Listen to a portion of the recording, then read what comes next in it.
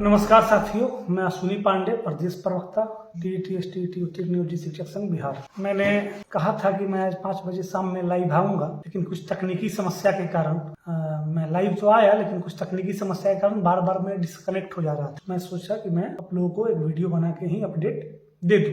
देखिए, नई शिक्षक नियमावली आ रही है। इसमें आपने पढ़ा होगा, विभिन्न अखबारों में, टीवी चैनल्स में आ रहा है, जिला कैडर बनाया जा रहा है, लेकिन एक अलग ढंग का जिला कैडर हो रहा है, जिसमें आप जो है सारी नियोजन इकाइयों को भंग कर दिया गया है। मतलब पंचायत, प्रखंड वगैरह को भंग करके एक जिला लेवल पे एक नियोजन इकाई का गठन किया गया है। और वो नियोजन इकाई जो है, चूंकि बिहार में 38 जिले हैं, तो 38 नियोजन इकाई होगा। और वो नियोजन इकाई जो होगा, जो बहाली की प्रक्रिया होगी, उसमें वो सेंट्रलाइज होगी।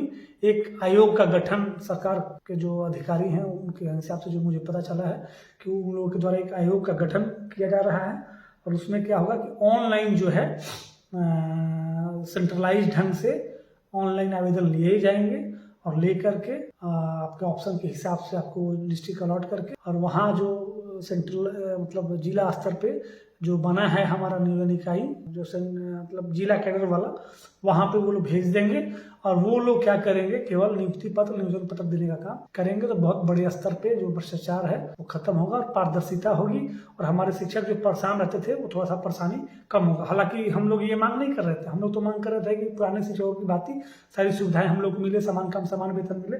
लेकिन चूंकि आपको पता है कि अभी सरकार की स्थिति मेरे समझ से ठीक नहीं है, उठापटक चल रही है। और शिक्षा मंत्री भले ही रामचरितमानस पे या बाकी चीजों पे भंड बयान देते हैं, उल्टा उलूल जुलूल बयान देते हैं, लेकिन शिक्षकों के प्रति मुझे लगता है, मैं उनसे व्यक्तिगत रूप से बहुत सहमत नहीं रहता हूँ, लेकिन शिक्षकों के प्रति उनका सोच जो है वो सकारात्मक मुझे लगा। उनकी टीम का सोच काफी सकारात्मक लगा, और मुझे लगता है कि ये सरकार कुछ बेहतर करेगी। बहुत चीज तो नहीं देने जा रही है। तो ये जिला स्तर पे हम लोग का एक सारा नियोजन इकाई खत्म करके एक जिला लेवल पे कैडर बन रहा है। इससे लाभ ये होगा कि हमारा जो बहुत प्रतीक्षित मांग था हमारे महिला शिक्षिकाओं का, पुरुष शिक्षकों का, ट्रांसफर को लेकर हम लोग काफी परेशान थे। तो ये समस्या अभी सॉल्व होते हुए दिख रहा है कि ये नियोजन इकाई जिन ही आएगी, ये नियोजन इकाइयों का लफड़ा खत्म हो जाएगा। तो हमें सभी कोटि के शिक्षकों को, हमको लगता है कि अंतर जिला जो ये ट्रांसफर है वो एक बार जरूर मौका मिलेगा। दूसरी चीज है, पे प्रोटेक्शन हम लोग को मिल रहा है, सभी प्रकार की छुट्टियां मिल रही है, सीएल ईएल वगैरह सब। तो मुझे लगता है कि वो समस्या भी समाधान हो जाएगा। ईएल 120 दिन का मिल रहा था, जिसके लिए हम 240 दिन का मांग किए हुए हैं, और वो मतलब उसका कोई भुगतान नहीं मिल रहा था, मतलब पैसा नहीं मिलेगा। उस पर हम लोग आपत्ति दर्ज कराया हम लोगों ने, तो आश्वासन मिला है कि नहीं, इस समस्या का भी समाधान हो जाएगा। तो इससे ट्रांसफर हो गया, जिला स्तर पे एक कैडर हो जा रहा है। दूसरा कि जनप्रतिनिधियों की इन्वॉल्वमेंट खत्म हो रही है बिल्कुल से, तो इससे थोड़ा सा भ्रष्टाचार जो है वो कम होगा। दूसरा है कि स्टडी लीव के लिए बहुत सारे शिक्षक हमारे परेशान थे, तो स्टडी लीव का भी प्रावधान इसमें है। दूसरा है कि पे प्रोटेक्शन पहले था, लेकिन सेवा निरंतरता नहीं थी, तो इस बार सेवा निरंतरता भी मिल रही है। पे प्रोटेक्शन के साथ साथ सर्विस कंटिन्यूटी भी हम लोगों को मिलेगी। ये बहुत सारी चीजें हैं जो हम लोगों को, और सीपीआई-एमएल को भी धन्यवाद करेंगे, सीपीआई-एमएल के सारे विधायकगण, खासकर संदीप सौरभ जी काफी एग्रेसिवली हम लोगों के पक्ष में ये काम किए हैं, और हम लोग राज्य करने के लिए भी डिमांड कर रहे हैं। लेकिन जो माननीय मंत्री जी हैं और उनके जो सहकर्मी लोग हैं, उन लोगों ने कहा कि अभी सरकार जो दे रही है वो ले लीजिए, बहुत स्थिति ठीक नहीं रही है। और चूंकि आपको पता है कि मतलब पीछे शिक्षा विभाग कैसे चलता था, तो अभी धीरे धीरे वो ठीक कर रहे हैं। तो बहुत जल्द उन्होंने कहा कि पहले ये सारी चीजें हम ठीक कर लेते हैं, बहुत कॉम्प्लिकेशन है डिपार्टमेंट में, वो सारी चीजों को ठीक कर लेते हैं, उसके बाद जो है वो आपका राज्यकर्मी भी हम देंगे, और आने वाले समय में सरकार समान काम समान वेतन पे भी अपना काम कर रही है, काम करेगी। उन्होंने ये आश्वासन दिया है। तो मुझे लगता है शिक्षक संगठन के नेता के नाते कि बहुत सारा समस्या हम लोगों को तो है ही, और हम लोग बहुत सारा ये अपेक्षाएं भी रहती हैं हम लोगों से भी और सरकार से भी। लोगों को बहुत सारे लोग तो गाली देने लगते हैं आके कि ये नहीं हुआ, वो नहीं हुआ, लेकिन हम लोग भी अपना प्रयास करते हैं, और प्रयास करते हैं कि सकारात्मक ढंग से कुछ बेहतर हो। तो इस बार कुछ बेहतर होगा, बहुत बेहतर की तो उम्मीद नहीं कर सकते, लेकिन कुछ बेहतर होगा। अभी हम लोग ये पटरी जो चल रहे थे, एक पटरी मिल रहा है और एक डायरेक्शन में हम लोग बढ़ेंगे, ये एक लाभ हो रहा है, और धीरे धीरे समस्याओं का जो है समाधान हो जाएगा, मुझे पूरा उम्मीद है। दूसरी सबसे बड़ी समस्या है, मैं देखता हूँ किसी भी चीज़ के लिए आप करो तो उसमें कमेंट आने लगता है कि एरियर का क्या हुआ, एरियर का क्या हुआ। एरियर को लेकर रोज कुछ ना कुछ अपडेट आता है। एरियर की तो स्थिति ये हो गई है कि एरियर पे जो बोल दे उस पर एक व्हाट्सएप का गैंग है। वो गैंग क्या करता है कि मैसेज बना के लोगों को बदनाम करना और उलूल जुलूल खबरों को प्लान करना शुरू कर देता है। सच्चाई ये है कि एरियर की जो राशि है वो स्वीकृत हो चुकी है, तो इस वित्तीय वर्ष में उसको हर हाल में शिक्षकों को देना ही पड़ेगा, एक चीज।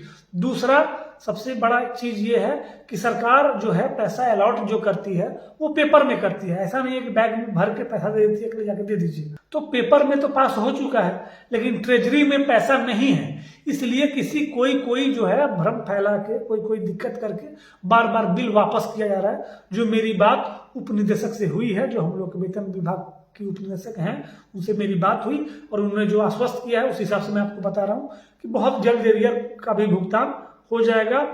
फरवरी से मार्च तक हम लोग का सारा एरियर का भुगतान हो जाना चाहिए उनके शब्दों में, चूंकि इस वित्तीय वर्ष में उसका जो है प्रावधान किया जा चुका है। तो हर हाल में कहीं ना कहीं से जैसे ही पैसा का प्रबंध होता है वो जिलों को ट्रांसफर कर दिया जाएगा। हम लोग को जितना औकात है, जितना क्षमता उस हिसाब से करते हैं। तो यही सारी बातें हैं कि जिला कैडर बनाया जा रहा है, लेकिन ये अलग ढंग का जिला कैडर होगा। ट्रांसफर भी मिलेगा लोगों को और सेवा निरंतरता, पे प्रोटेक्शन, सभी प्रकार के अवकाश और ईपीएफ सबको तो मिल ही रहा है। ईपीएफ के लिए हम लोग लड़ाई लड़े थे, मिल ही रहा है। हम लोग का मांग है कि एनपीएस मिले, लेकिन अन्य राज्यकर्मियों की भांति एनपीएस मिले, लेकिन अभी मिलता दिख नहीं रहा है। धीरे धीरे जो है सरकार जो है, ये सरकार जो मुझे आश्वस्त किया गया है, मुझे जो बताया गया सरकार के शिक्षा मंत्री के लोगों के द्वारा, सरकार के लोगों के द्वारा, शिक्षा मंत्री के द्वारा, कि वो लोग बहुत जल्दी कुछ सकारात्मक धीरे धीरे करेंगे। उनका कहना है कि जो हम दे रहे हैं वो लीजिए। हम लोग का बहुत स्थिति खराब है, सामाजिक स्तर पे भी हम लोग का बहुत सारा मतलब बहुत स्तर गिरा दिया गया। इस ढंग का रिक्रूटमेंट प्रोसेस है, तो उस चीज को वो ठीक करने का प्रयास कर रहे हैं कि एक कमीशन के माध्यम से बहाली होगी। वो कमीशन पूर्व की भांति ही 60-40 वगैरह का क्या क्या चल रहा है, मुझे जो बताया गया कि पहले जो रिक्रूटमेंट का तरीका था मार्क्स बेसिस वाला, वैसे ही चलेगा। कोई 60-40 वाला लफड़ा नहीं है। इसी 60-40 के नाम पे सीटेट में आज भीड़ पड़ा हुआ है और सारे सेटर पैसा कमा के लाल हो गए हैं और सुन रहे हैं कि सेंटर पे सर्वर हैक करके लोग काम कर रहे हैं। वो अलग चीज़ है। चलिए, तो बहुत पैनिक नहीं होना है। जो बहाली की प्रक्रिया थी उसी ढंग से होगी, लेकिन ये आयोग के माध्यम से होगी, मार्क्स बेसिस पे ही होगी। जैसे पहले होती थी वैसे ही होगी। आयोग ऑनलाइन सेंट्रलाइज ढंग से लेगा अपना आवेदन और वो संबंधित जो जिला इकाइयां हैं, जो जिला लेवल पे गठित की गई हैं चीजों को, और वहां से केवल हम लोग को नियुक्ति पत्र वगैरह मिलेगा। और जो वर्तमान में कार्यरत शिक्षक हैं उन लोगों को भी उसी में समायोजित कर दिया जाएगा। मतलब हमारा भी केवल जिला कैडर होगा। इससे हमारे ट्रांसफर और बाकी समस्याओं का समाधान होता दिख रहा है। बाकी उम्मीदें हम लोग को बहुत ज्यादा है सरकार से। माननीय उप मुख्यमंत्री तेजस्वी यादव जी ने हम लोगों की सारी समस्याओं के समाधान का वादा किया है, लेकिन एक सकारात्मक संगठन होने के नाते हम लोग, जो बहुत सारा इसमें समस्या है, धीरे धीरे ही ठीक होगा।